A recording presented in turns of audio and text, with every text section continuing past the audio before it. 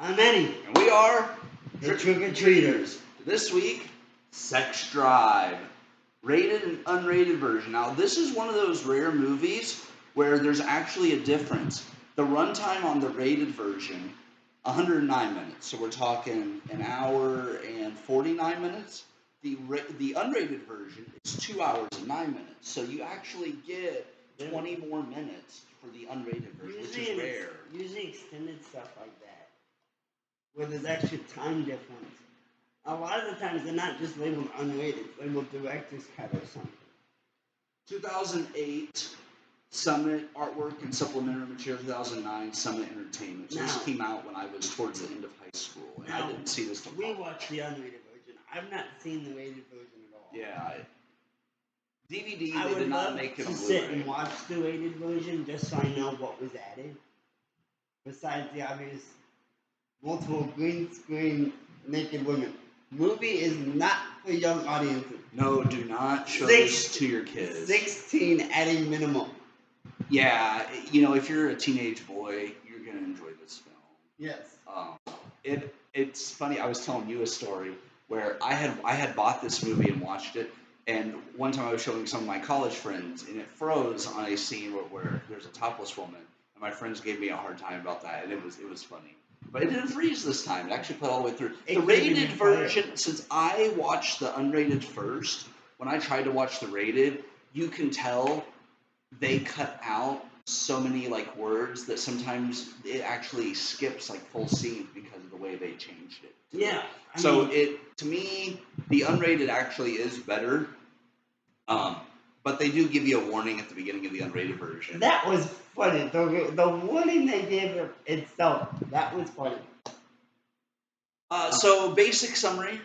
Kid meets girl online. Kid wants to drive across the country to have sex with her. That's the basic Not really across the country, but definitely across state lines. Yeah, he wants to drive a few states away. Chicago to Knoxville, Tennessee. It's not too far, really. But he wants to drive to another state to have sex with this girl he met online. What could go wrong? And Seth Green plays an Amish man.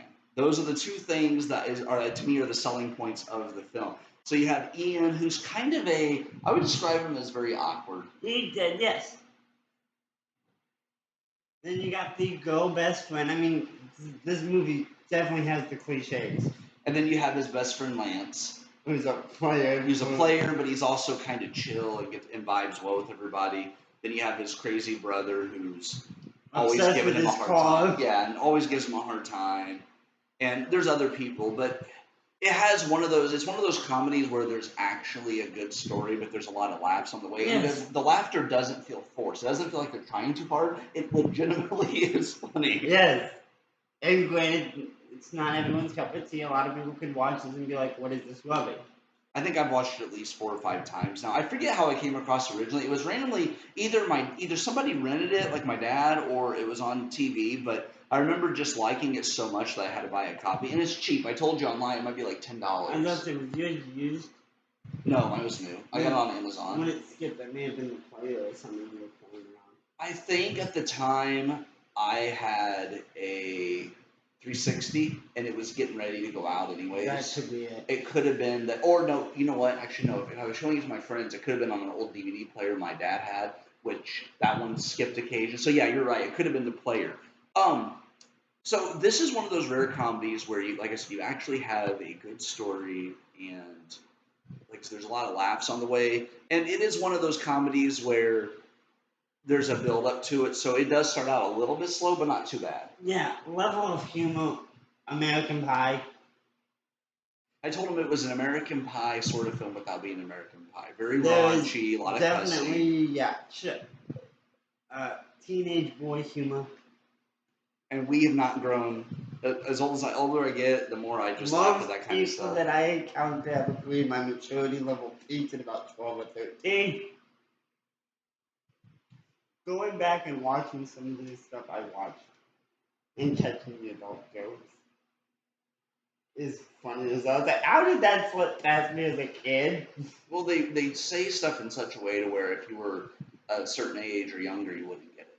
So I want to go back and watch some of the old Nick and Disney stuff to see how much stuff we there's some obvious ones. Watch the classic Disney films. I've heard The Little Mermaid, Lion King, those two come to mind. We'll get into those. But Sex Drive, we once again ADOS for it is one of those, like I was telling you, if you're having a bad day, or you had a bad day at work, or sad day, whatever, it'll put you in a better mood. Like it's one of those kind of films. If you enjoy comedies for that sort of thing. I mean, I could watch this movie. I don't think if you've watched our channel, we've talked about this multiple times. He's more comedies. I'm pretty much everything else. Well, I wouldn't say most of my collection is comedy, but I would say I'm more like drama, fantasy. Like Netflix, if you look at what I watch, it's all like young adult fantasy stuff. What I'm saying is you're more into the comedies than I am. Yeah, like looking at your collection, you don't really have a lot of. You have more comedy video games. You have more comedy video games. Hey, the Lego video games are awesome. And Deadpool. Yeah, I'm more. Deadpool. I'm more comedy and horror, and I love when the two blend together. But every now and then I'm in the mood for just a straight up comedy. This was one of those times, and I'm like, you know what? I was looking at my movies I was going to bring over, and next time it'll be your turn for one of your movies. But I was looking around, and I'm like, this one, and it says here, Sex Drive unrated and cream filled. So you know you're in for a wild ride when you watch this. The funniest, greatest, the best unrated DVD of all time. It's 20 minutes of new footage, ad-libs, outtakes, random nudity, and so much obscenity you'll probably go blind. Definitely random nudity. I mean, you could tell the random nudity as it says. And you can tell with the ad-libs, too, because what they were saying was not matching what was on the bottom of the screen.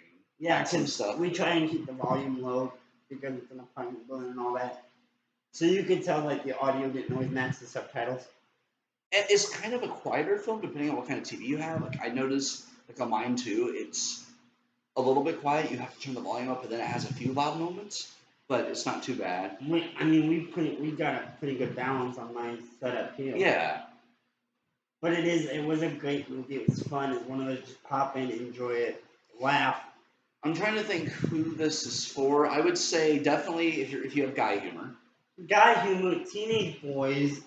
If you like randomness, just like weird things happening. Donut costume. Yeah, wearing a donut costume, that kind of thing. Then it's funny. The friendships of the three, though, I really like, and they all have their moments. I'll admit, I sympathize with the main character, Ian, a bit. I can relate to him at a high level for sure. Been there, done that. Pining for the girl, your girl best friend, and she doesn't reciprocate. Well, maybe, yeah. You'll have to watch the movie and find out. Because sometimes, too, I think people do sort of give up really quickly. Whenever they see it's not mutual, they just sort of move on. But then later, like maybe a spark ignites kind of thing, you know? So sometimes I have actually seen that happen with people in real life. It's really interesting when that happens.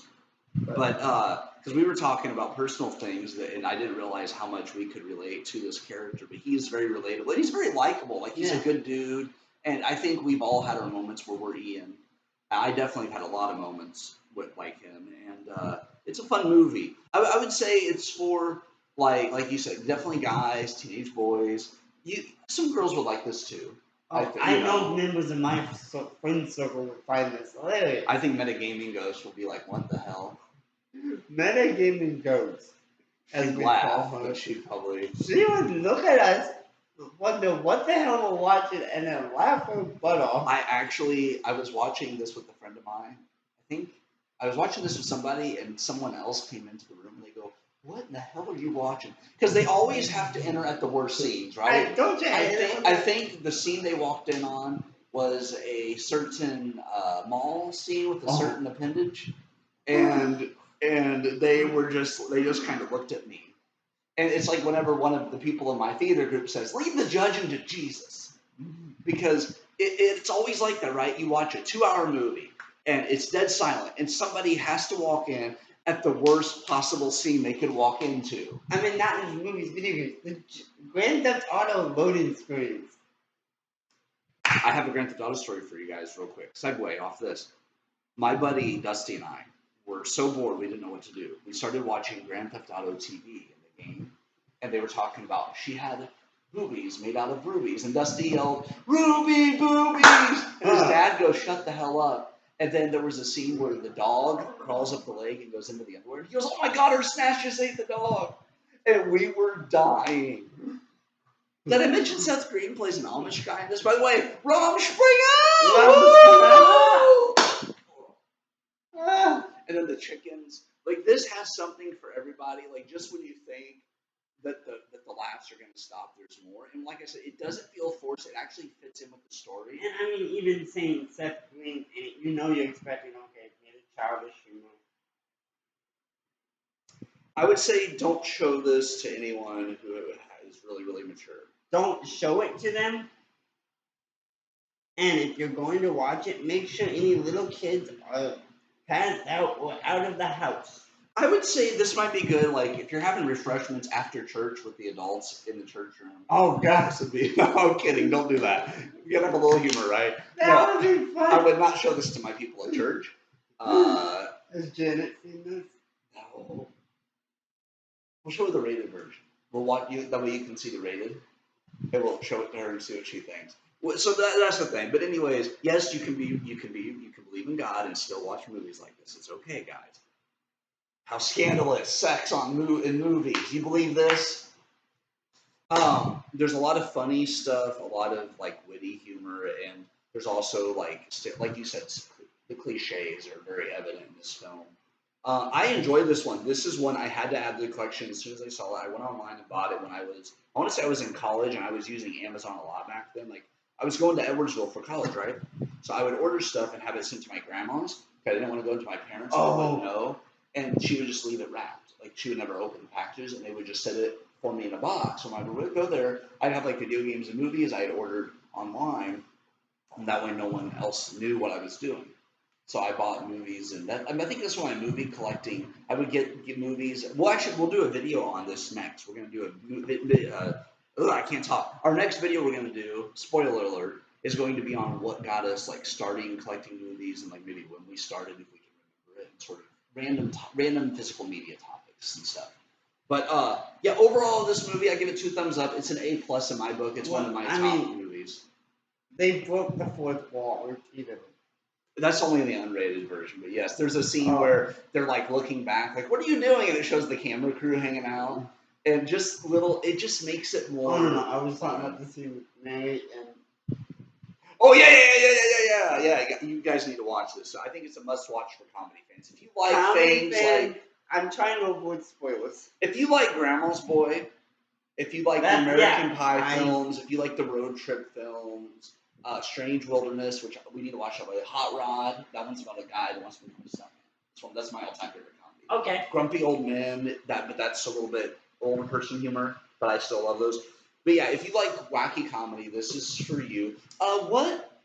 Without giving spoilers, what was your some of your favorite, what was your favorite thing about the film? I can't really pinpoint.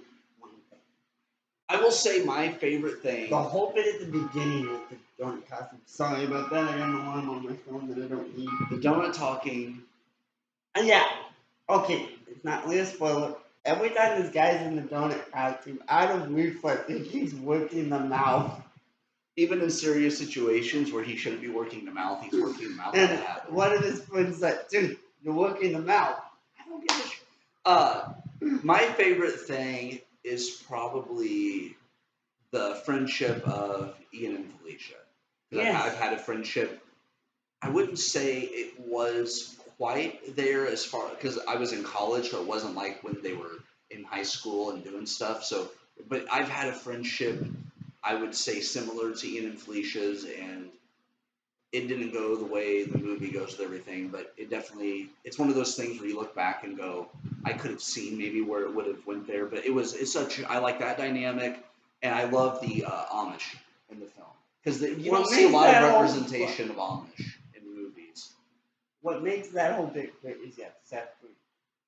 But the fact that he flat out states it's a 1960, he lays down the make and model of the car they're driving, as well as what was possibly the engine. Yeah, he knows the size of the engine. He knows exactly. And it's like the funny thing is when the Amish bit started kicking off, I started singing Weird Al, Amish Paradise. We started singing the Amish Paradise song, and honestly, that might be another video. we do is more Weird Al stuff. But yeah, overall though, I enjoy this film from start to finish. It's funny. The characters are likable. The story goes where it needs to go, and there's a few surprises on the way that's really funny too. But I would say this is one of my favorite comedies. Yes, it was great. Any other thoughts on it? Now off the top of my head, as for is it always the unrated included in the physical release? I'm not sure because this is like kind of a sleeper underground movie that's not, I wouldn't call it underground, but sleeper movie What where I a lot mean of is- people, so they only released it on DVD, and to my knowledge, I think it might only be on the flip side. The flipper disc. That's why it was cheaper. Which I hate. I don't like it, but then again, I'm okay with it. I wish that what they do, well, now they have better technology where they can get 2 runtimes. Like if they had this now on Blu-ray, you could put it on one disc on one side on the Blu-ray and say, do you want to watch the theatric version or do you want to watch unrated? I mean, yeah, my Chucky movie. Granted, the unrated version is only a couple minutes longer, but they're only one-sided discs. I have not seen a flipper disc on a newer release, and I don't know how long. Yeah, this is 2008, 9. My Blu-ray copy of Spaceballs. Similar humor. That one, the sex drive is definitely raunchier, but similar humor. But I And actually own quite a few with these also- flipper discs. Also includes the DVD that was released years ago, and that is a flipper disc, widescreen and full screen.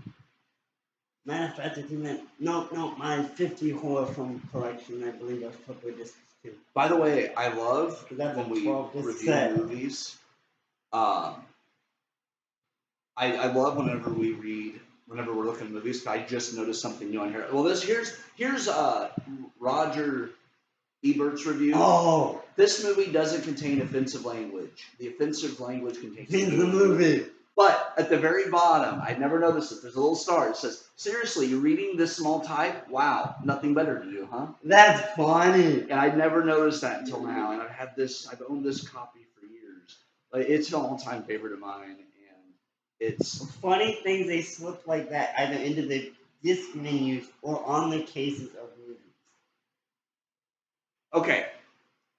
Ian has a decision to make. Stay home and stay a virgin, or drive 800 miles to lose it with an online hottie. Decision made. Now Ian and his horn dog buddy Lance are off on a sex safari with BFF Baggage Felicia in tow. Their epic quest features a stolen GTO, kinky trailer park sex, a prison fight, topless, abstinence extreme dancers, a smartass Amish super mechanic played by Seth Green, and his drunken, boob-flashing friends, a gun-wielding Mexican donut, and Ian's D-bag brother in Hot Pursuit. And his brother would go on to play the main character of Sonic. The main human character. But he in has Sonic highlights in this one, and that also proves he's a versatile. Yeah. versatile actor. Thank you. I was trying to think of the word.